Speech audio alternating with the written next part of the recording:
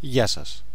Σε αυτήν την παρουσίαση θα σας εξηγήσω με ποιον τρόπο μπορείτε να διαχειριστείτε και να χρησιμοποιήσετε το διαιτολόγιο το οποίο έχετε στα χέρια σας.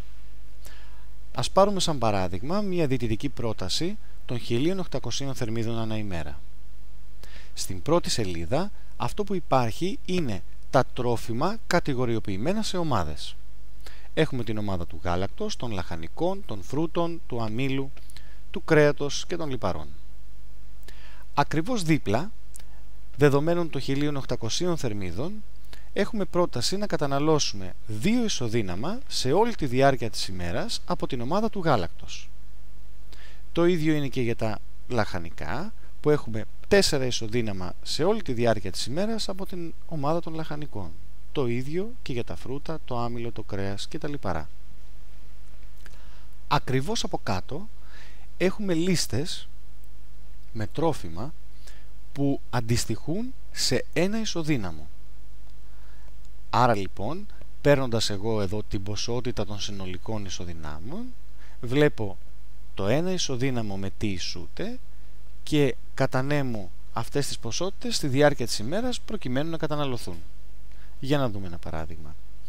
Όταν μου λέει ότι πρέπει να καταναλώσω 2 ισοδύναμα γάλακτος σε όλη τη διάρκεια της ημέρας, εγώ από κάτω βλέπω ότι το ένα ισοδύναμο είναι ή ένα ποτήρι γάλα ή ένα γιαούρτι.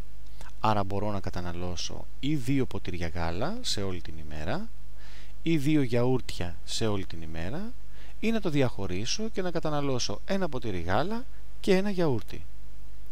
Σε κάθε περίπτωση θα έχω καταναλώσει 2 ισοδύναμα γάλακτος στη διάρκεια της ημέρας.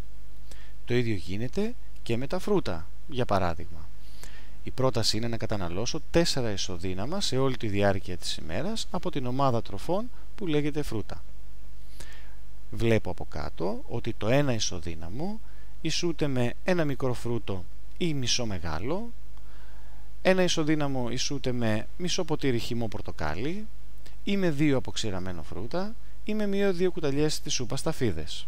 Άρα λοιπόν εγώ, διαλέγοντας από αυτά τα τρόφιμα και βλέποντας σε σύνολο τι ποσότητα μπορώ να φάω, που είναι τα 4 ισοδύναμα, τα κατανέμω στη διάρκεια της ημέρας.